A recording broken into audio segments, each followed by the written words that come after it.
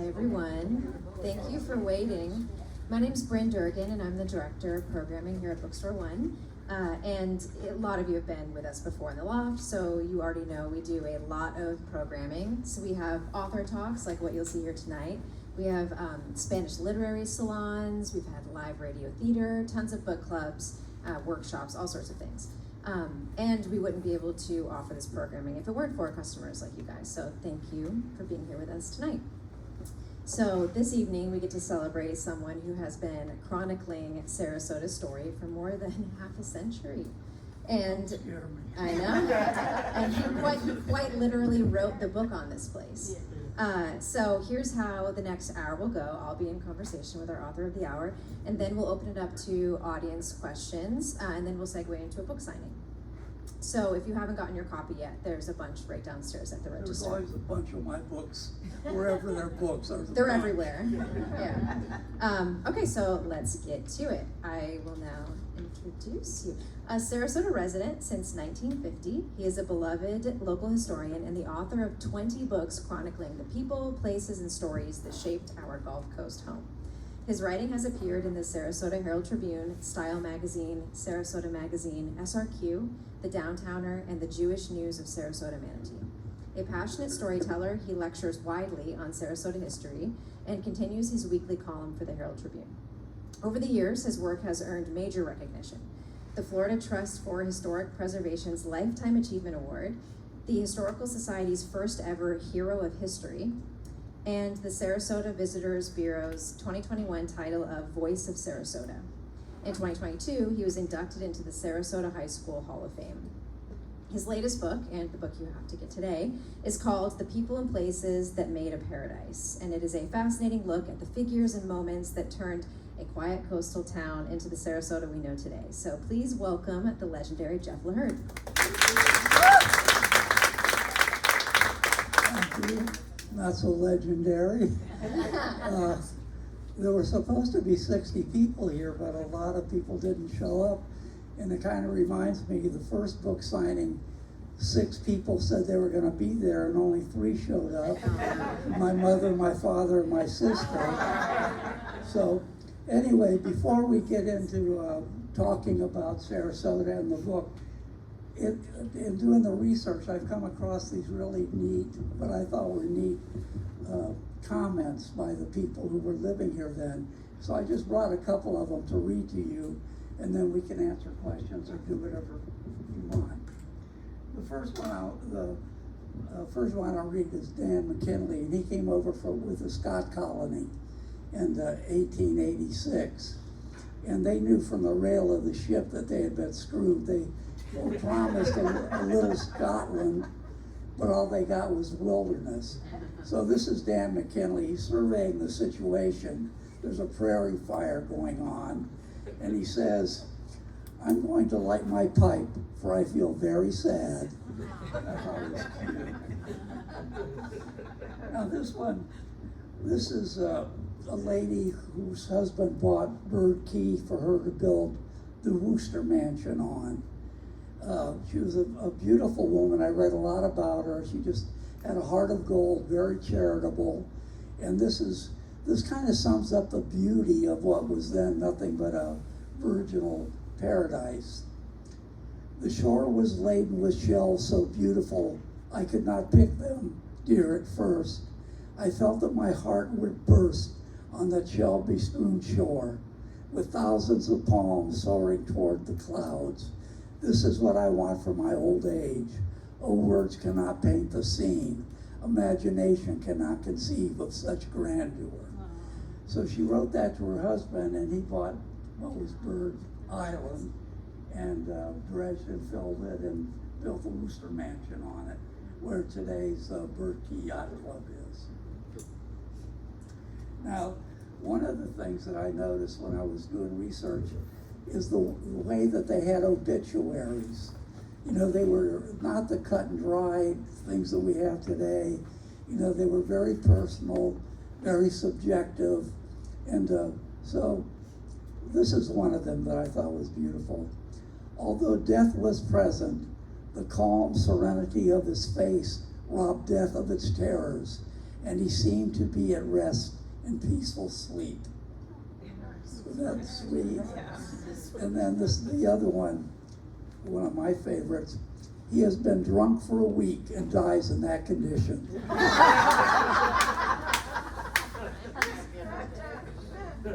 They don't write them like they used to. No, they don't write them like that anymore.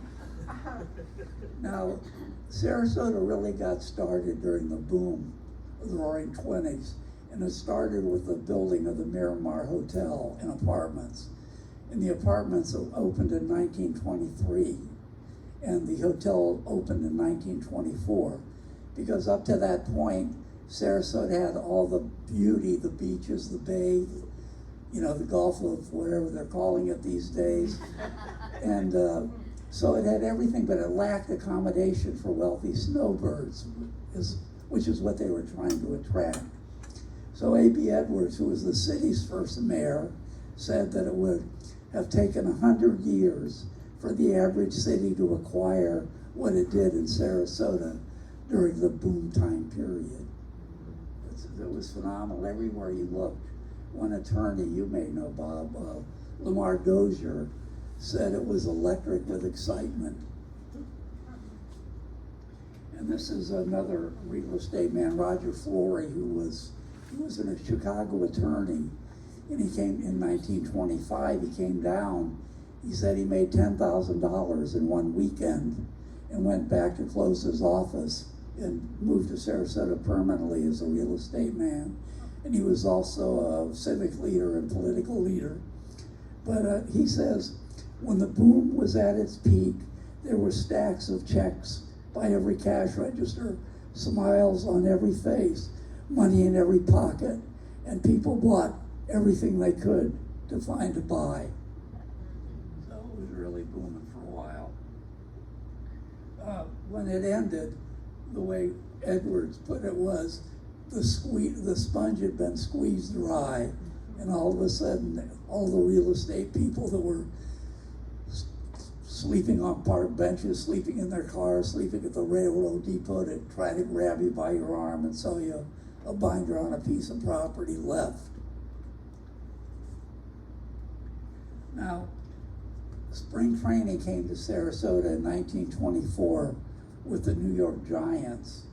And they wanted spring training here, not just for baseball, but because the big time writers from the major presses across the country would come with them and write about individual towns. So they wanted publicity. You know, in those days before Sarasota was really well known, publicity was the name of the game. And they had the Chamber of Commerce was unbelievable. And one of the teams they had, first they started with the Giants, and they stayed 4 years because their manager got tied up with real estate at exactly the wrong time. And his pennant park went bust, took a lot of money with it, and he decided not to come back after the 27th season. Then we got the Boston Red Sox, and they stayed here for 25 years. And then we got Chicago. And this is Early Wynn was a picture. I don't know how many of y'all follow baseball, but Early Wynn was a Hall of Fame pitcher, and he was known as the barber. He'd throw so close to the plate, you know, he'd back people off. And somebody asked him if he would throw at his mother, and he said it would depend on how well she was hitting. Now this one is very poignant to me because I'm one of those who believe they just threw open the doors to developers with absolutely no real plan in mind. You can see it every day here when you go down the canyon of Condo Doom, the roads, the circles, the whole bit. Now this lady, she was a national writer, and she wrote this for the Nation magazine, I think about 1956. And she warned that Sarasota might turn into an imitation Miami, populated by pasty punch men with big cigars. And she said, we can still take things in hand. Otherwise, he'll destroy our unique assets in an effort to reproduce Miami. And if you look at Sarasota, if you look at Miami in the 50s and Sarasota today, that's exactly what we've become, I think, anyway. Then, in 1950, we hired a city manager named Ken Thompson, and he was the power at City Hall. There was no doubt about where you went if you wanted to get things done. One story is that when Publix wanted to put another store here, the site was between Sarasota and the city and the county line. So Mr. Jennings went to Ted Morton and he said, now, I'm having all kind of bureaucratic pressure, dealing with city and dealing with county. What should I do? And Mr. Morton said, well, go talk to Ken Thompson and maybe he can help you. And so Ken Thompson's solution to the problem was to remove the city sign and move it so that the public sat where it belonged, not between, but right in the center of the city. You imagine doing that today? Just move the city limit sign, no problem. And this is something the mayor at the time said of him. He never flaps. He has self-confidence. He has survived many commissions. His attitude is, I was here when they came, and I'll be here when they're gone. And he was there for 38 years. So those are the little things that I wanted to read to you. The book itself, I heard this expression a long time ago, and I think about it a lot when I write, and that is, people die twice. Once when they pass away, and the second time, the last time somebody mentions their name. So every time I write a book and I mention somebody or talk about their biography, I keep that saying in mind, and it really gives me a lot of joy to bring them up again. Yeah, that's really beautiful. So you've written, I mean, you're prolific, your work is prolific. So how does this latest book differ from the rest of your books? Well, I think it's more personal. There's more personal information about the people themselves, and also some of the significant places we used to go to, like the Lido Casino and those places, but I think mostly because of the personalities involved. Okay, and speaking of personality, you write about Sarasota like it is a character itself, right? So what personality traits would you say Sarasota has? If you were to describe it like a person, how would you describe it? Well, first of all, let me put it this way. A.B. Edwards, who was the city's first mayor, who was born here in 1870-something on what is today County Line Road, said he didn't come to Sarasota, Sarasota came to him. And the way that I look at it, I haven't left Sarasota, Sarasota left me, because this town has really very little in common with what drew the artists, the writers, the architects, the casual, laid-back lifestyle. It was, by today's standards, it wasn't primitive, but it was so friendly, and you knew everybody, or it was just a whole different vibe. It was chill, as they say today. Right. So you've preserved so many stories that may have otherwise been forgotten. What's a story in this book that felt especially, like personal or important to you? Well, one of the stories was about Sarasota Hospital and how they collected the money for it. And there was a lady, Mrs. Smith, I can't think of her first name, but she was the wife of the mayor, E.A. Smith. And she would go around, she was forced to contend with, because she would go around and collect businesses from individuals and everything. And it got to the point where when somebody saw her coming towards them, they pulled the pockets out to show they didn't have any more money. And they had placards for every business. We gave 100% to Sarasota Hospital. And I think Sarasota Hospital is probably the only institution in Sarasota that's both 100 years old and also has kept up with Sarasota. It's amazing how much it's grown. Yeah, I know, big time. So in doing all this research, because your research is exhaustive, what is something that, it seems like you know everything about Sarasota. What's something that you stumbled upon where you thought to yourself, it shocked you, surprised you, you had no idea, you didn't see it coming? Well, I think one of the things that kind of shocked me was, and this was a while ago, when I came upon the story of John Ringling's second wife. At the time, this is in the 30s, he had a lot of accoutrements to wealth, the Rolls Royce, the mansion, the yacht, but he didn't have any dinero. And he met this lady named Emily Haig Buck in Amsterdam, and she had no accoutrements, but she had the money. So they joined together for what turned into be a horrendous marriage and an absolutely horrendous divorce that went on for years. And what shocked me was first that he had a second wife. I didn't know it up at that time. And that they've said practically every lawyer either worked on Ringling's will or worked on his divorce. So. Yeah. Some of the places that, a lot of the places that you write about, they don't exist anymore. Right. So what's one that you really wish you could bring back? The casino. Yeah. The audience seemed to agree with that. Yeah, it was a singular place, and it lasted only 29 years. It was opened in 1940, and it was demolished in 1969. Can you talk about why that happened? Well, yeah, there's the reason, and the reason they cited was because it was structurally unsound. But I interviewed the person who was involved in demolishing it, and he said the tractors were bouncing off of it. And he said if they would have left it alone, it would have stood for 100 years, or he said 500 actually.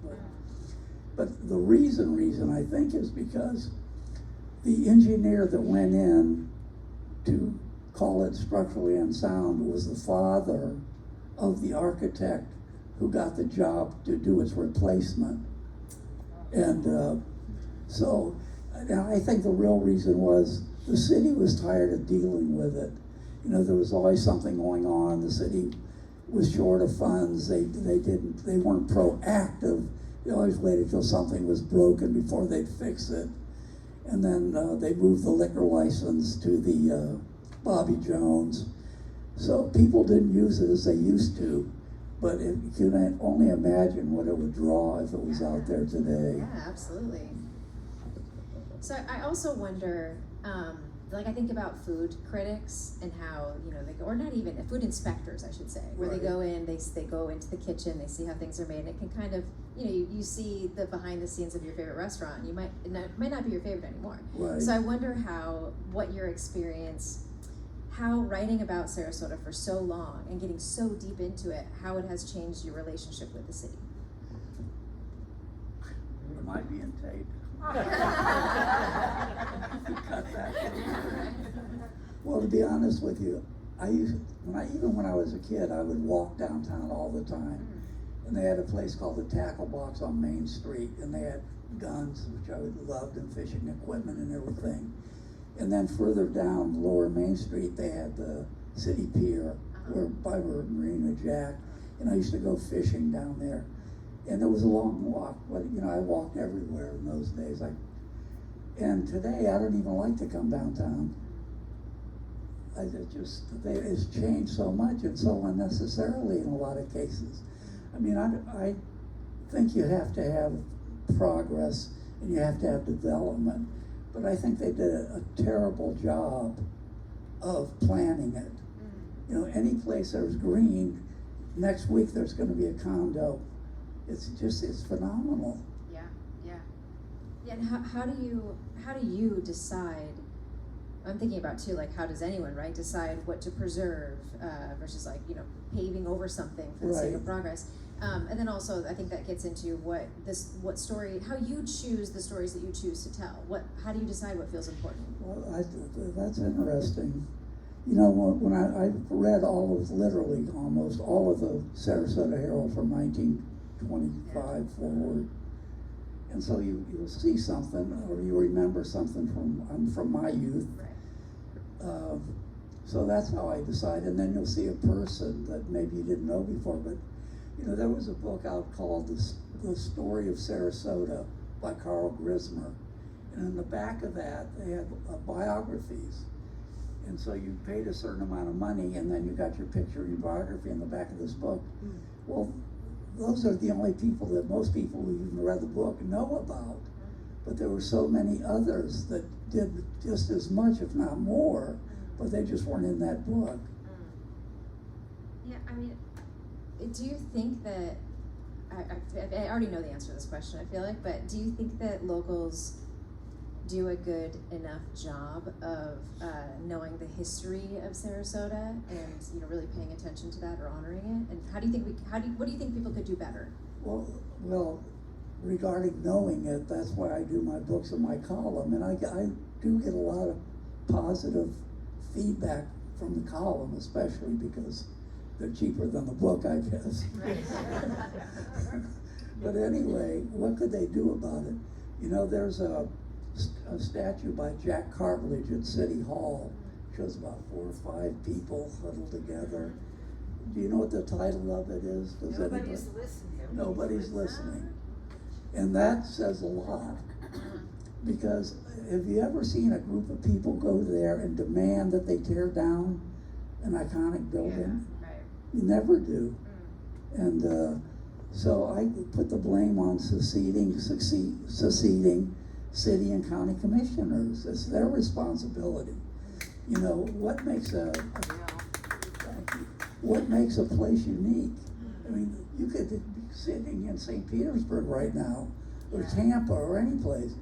But if you have the casino, if you have the Miramar Hotel, you know, the railway stations, there's so many that give this place, or gave this place, character. Right, okay, so let's now switch into present tense. Yeah. So we're talking about all of these places, the nostalgia, the things that gave the city character. So what character is left? What is there now that we should, you know, put some, you know, power behind saving or keeping? Well, first of all, let's say there's not much left for sure. There's a couple of prime examples of what could have been done, like the Sarasota Opera House.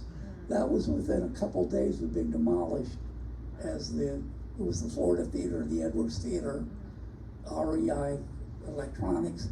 But literally the backhoes were there to demolish it. The Miramar Apartments, they're still there, and the Seaward Development Corporation is going to spend a lot of money, and they got concessions to build an 18-story instead of I think a 10-story condo. That's been saved. Sarasota High School.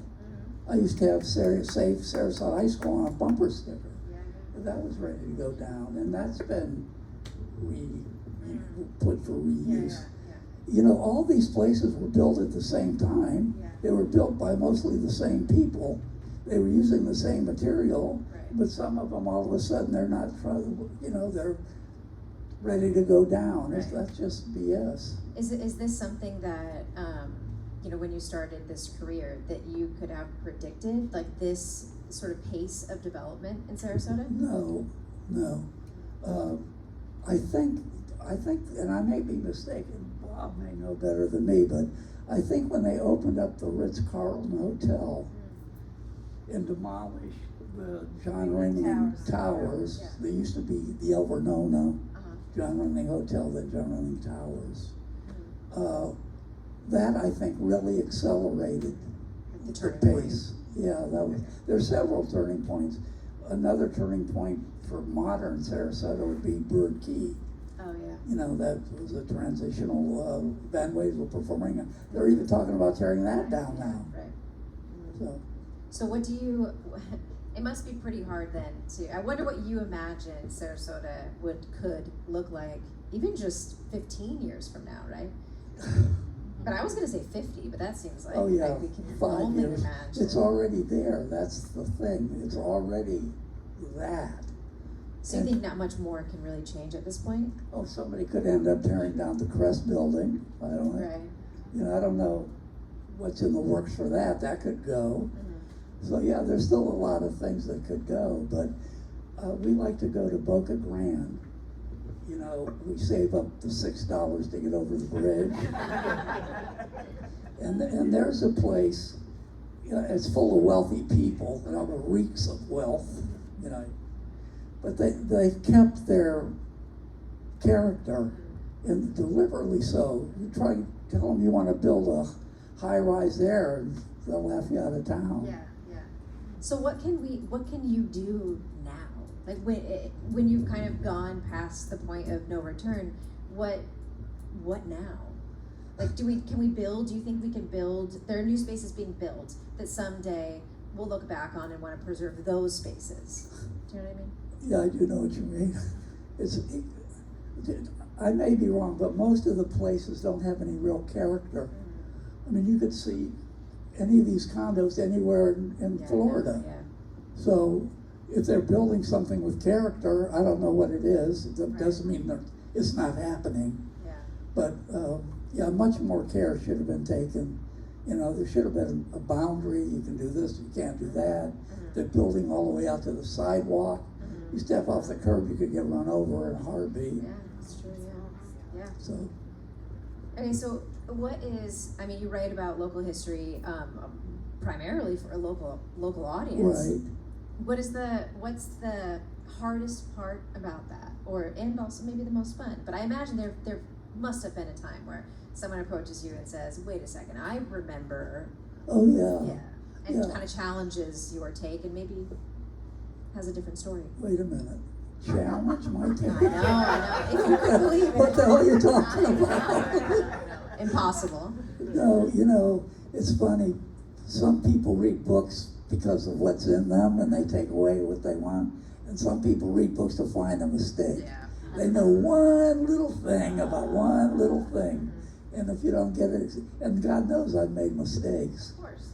But boy, you hear about it. I'll tell you a quick story. I wrote about prohibition in Sarasota. And I said the paper reported that the liquor industry in Sarasota was protected, meaning from the police, sheriff. Right. Well, my supervisor at the time had relatives living in North Carolina who read that, and they thought that cast an aspersion on their. And so I got a lot of help from that. I mean, because what you do, you write in a vacuum almost, you know what I mean? And if you don't think outside of the tube, you can really do a lot of harm. So I always try to focus on the positive side. Right.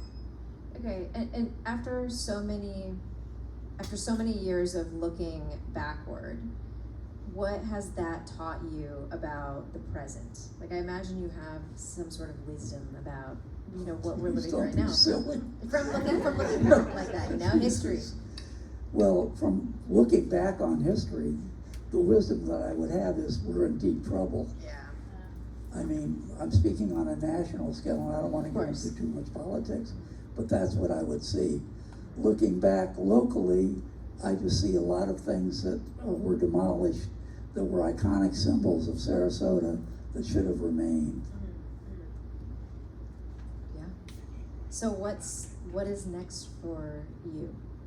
I was thinking about doing, my first book was called Quintessential Sarasota.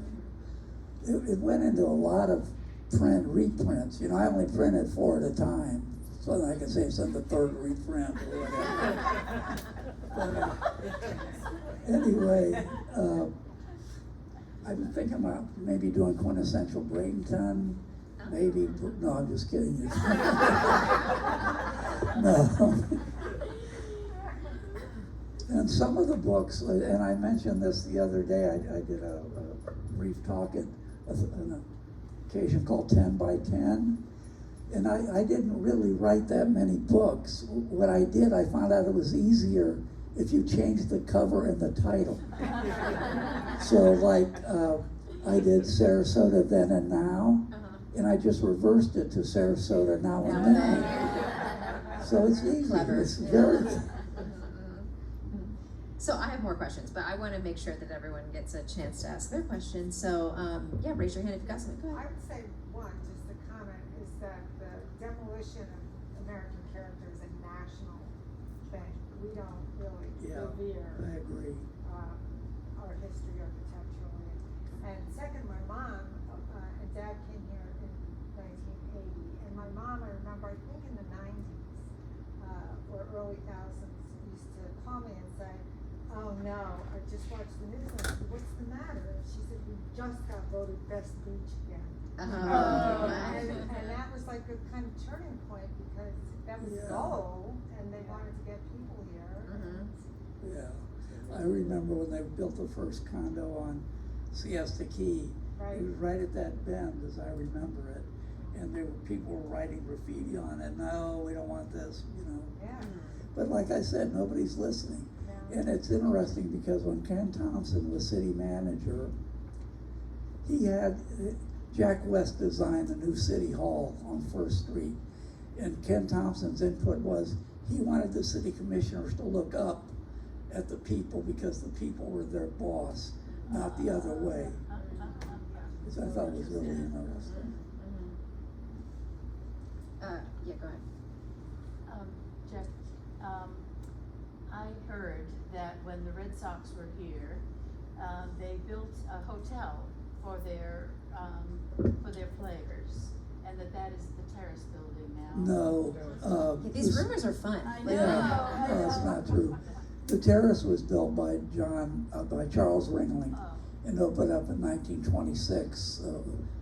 A few months before he died, died December of 26, and it remained a hotel. And then when the White Sox came, I can't think, Allen, anybody baseball know the owner of the White Sox at the time? Arthur Allen, maybe. Anyways, he bought the hotel so that his black players could stay there. See, the Red Sox didn't have any black players at the time, so they didn't. That wasn't. Which hotel? You know where the county administration building is on Ringling in Washington? Yes. That's the Sarasota Terrace Hotel, or it was. And that's another building that shows you the wisdom of saving the old for current day. Right. And then you had your hand up in the pink. Me? Or, oh no, you did. Yes, in the blue. But I have a question. Okay. Oh, but I had my hand up, so. You. So since we're getting close to Halloween, Right. did you encounter any supernatural stories in your This is a question we had exploration? down there too. No, well, there was one that was odd, but you know, I'm not into that. I don't believe that. I mean, I'm sure there's not extraterrestrial, but extra whatever. I don't understand it all, but I think the closest I came was there was a story. Kim Kuhl did a book about ghosts in Sarasota, and one of the stories was about the Ringling Art School, and evidently it had something to do with a black lady that worked there or was killed there or something, and supposedly her ghost haunts that. I've never heard anybody say they're haunted there, but anyway.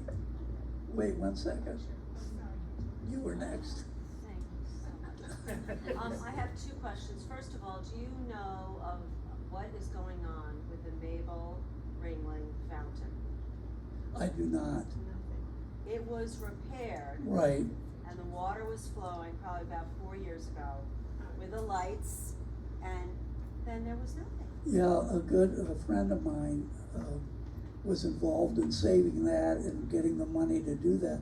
I haven't seen it lately, so I didn't even know that it wasn't functioning. It is that gentleman that you know, or gentlewoman, is she still alive? Oh yeah, Larry Kelleher, who has that. He has a web page devoted to Sarasota history called Sarasota History Alive, and it's really worth looking. Okay. Google it. Yeah, I'll look at that. And then one last question. Sure. The Ritz here, the hotel, used to have what John Ringling had in it was a medallion that was down near, it was on the side of the Ritz, and then it disappeared. Do you have any idea whatever happened to that? It had the Ritz, and then it had, I think, his initials in it. Do you know what I'm talking about? I think that might be an urban myth. That doesn't sound real to me. Yeah, okay, all right, thank you so You know, much. he tried to build a Ritz-Carlton on South I know, Longbow, and that I didn't had fly. heard that was something something that they had brought over. No, I would be really surprised at that. This feels kind of like the experience of when there's like a medium on stage and people are asking questions of like, like the past, like that, so. Thank you. I mean, Well, since you were talking baseball, I wonder if you guys did Ted Williams. Ted Williams story. Yeah, Ted Williams. Well, you know, Ted Williams. I was a Yankees player, a fan, but with Red Sox here, I love the Red Sox. And you know, Ted Williams had a problem with the press. You know, when he was running the bases, he never doffed his hat. He didn't like their stupid questions a lot of times. I've got a picture of Ted Williams sitting in the alligator pit at Texas Jim Mitchell's reptile farm. And I remember distinctly he and Mickey Mantle, they were playing. And I remember him and Mickey Mantle were just chit-chatting away, you know, and at that time I was really into baseball. And like, here's two of my heroes. And Ted Williams was also a great fisherman. He was in the Fisherman's Hall of Fame. And he used to practice casting at Tucker's Sporting Goods store. So a lot of kids would see him down there. You know, in those days, it seems to me that the players were like regular guys. You know, a lot of them had to have second jobs. You know, in the 50s, Ted Williams didn't, of course, and Mickey Mantle, but, you know, a lot of the players did. They're just regular people. So, before I go, wait one second. Kim, and would you stand up, John? These people I want to recognize because they have a really good book out about Sarasota, and it's filled with factoids. What is the name of the book? The Sarasota Trivia Game by Kim. The Sarasota Trivia Game. By Kim. Yeah, I found it, thanks. This is the Kim. Wow. Is it available for sale here? Can we order it? If we're able to order it, yeah. We need to talk. Okay. Yeah. So, to be continued, but I would guess, yeah, well, Oh, yeah. Yeah, it's thick with facts, it really is. But it's also a game of trivia from Yeah. Sarasota way back when to up to now. Yeah, So, Thank you. I answered 4 questions. I do have one for you, Jeff. Yeah, What's your favorite Helen Griffith story? yeah, well, and who is And there's so Helen? many of them. well, Helen Griffith was a society writer for the Sarasota Herald for years. You know, back when the Sarasota Herald was a comprehensive local newspaper, you know, sometimes they had 150 pages. And there were 3 papers. There was the Herald, the Journal, and the News. And they were all pumping out hundreds of pages of information, news. I don't really have a Helen Griffith story. She used to come in sometimes at the History Center to get information. She was always real sweet to me. But she was the person to know if you wanted to know what was going on culturally and socially. Sarasota. Same with Charlie Husky, another guy. See, those people used to be with the Herald for years. Now I think they've only literally got 6 or 7 reporters. You had a question? I wanted to add to the Ted Williams story. I grew up here same time you did, came here in '49. Oh, good. But both Williams and Pearsall would sign autographs all day. Yeah. They never stopped, even though Ted Williams could curse and scream at Oh, people sure. while he was warming up. He'd still come over to the fence Yeah. and sign. He signed my book, God knows how many times. Oh, I that's lost the cool. book. But Pearsall was even better as he was going through his Yeah, that's a shame. little time. Right. So Yeah, there was something else I wanted to say about that. Who knows what that is? We And can did ask anyone me a else have a question? question? Any Right other- over here? Yes. I was kind of curious about the culture of writing here. Is there a social circle of writers? And along those lines, did you ever cross paths with David T. Warner? No. To answer your question, I think there used to be a definite circle of writers, and they would meet every week at the Plaza Restaurant. It was kind of like an Algonquin circle, and they had John D. McDonald and McKinley Cantor, keep coming.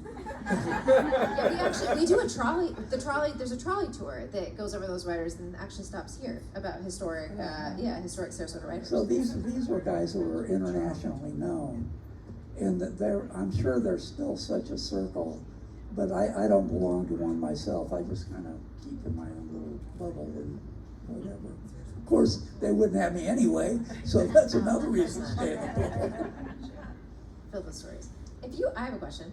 Yeah. If you had to live somewhere else, Right. different state, not just like another place in Florida, where would it be? What would you choose and why? Well, there's two choices, completely at different ends of the scale. Paris. Okay. Love it. I Paris, just France, got it. I'm assuming. Not Paris, No, Texas. Paris, Tennessee. Oh, Paris. No, Paris, France, because it's just so addicting to me. We just visited a village called Lucca in Italy, and there's nothing in there that's not 500 years old. Right. A place like that, a little village, has a lot of appeal. Yeah, that makes sense. Yeah. Tons of history. Wine's cheap. Yeah, that's true. Go ahead. Was Route 41 always in its current location, the Tamiami Trail, because it really cuts off the city from the water? Well, did you say it's always been in that location? No, what has it? Oh, no. That's another history event. The idea was to reroute 41. This happened in 1959 when the second Ringling Bridge opened. In 1959, they decided to reroute traffic through what was Lukewood Park, then west of Gulfstream. At one time, the bay washed right up to Gulfstream Avenue, and consequently downtown and the bay were connected. So they got the idea that they would reroute 41, so people coming through town on their way to wherever would look at the beautiful bay and maybe decide, come back to Sarasota, don't even go any further. But over the years, what has happened is you can't even see the bay anymore. If you drive down 41, you maybe get that much of a sight of the bay. And the bay is so full of boats, you can't even see the water anyway. When I was a kid, I'm sure you did too, we used to go water skiing there by the docks there. So one writer said that act would remain a welt on the back of the city for decades to come. It's well put. Yeah, I thought it was, and also they happened to have, at the same time that was going on, they had an architectural convention in Sarasota. All the international, Paul Rudolph and other internationally famed. And they said they couldn't believe that they did that. And the guy that was the editor of Architectural Digest said it looked like a monkey designed it. So it wasn't well received. But people forget about all that it used to be connected and you could walk down there. Yeah, we actually have some postcards downstairs in that corner there that they're from this publisher called Found Image Press. And they have this whole line that it's Sarasota postcards, Right. but from way back when, from like 40s, 50s. And it's like there's and I'll let you look at them, I won't get into it, but you should check them out because it really, so often people will come in looking for a souvenir and Right. they'll go and look at those postcards and just be astonished by the big changes. There's one with the casino, yeah, it's really remarkably changed. Well, I gave a talk once, I think of the Sarasota Yacht Club a long time ago, maybe 10 years ago. And a guy came up, he had a house on Golden Gate Point, and he said if he knew then what was going to happen, he wouldn't have moved here in the first place. Yeah, I think Like that's a when he common tried story. to escape, One last question, if anybody has one. Hey, Dolly, did the check clear yet? Yeah. I just checked. Perfect, great. Oh, good. Okay, well, if you, Jeff's gonna stick around, sign books. Thank you so much for being thank you here. for It's having always so me. fun. Thank you. Thank you very much. And if you haven't checked out the book yet, there's a bunch of copies right downstairs.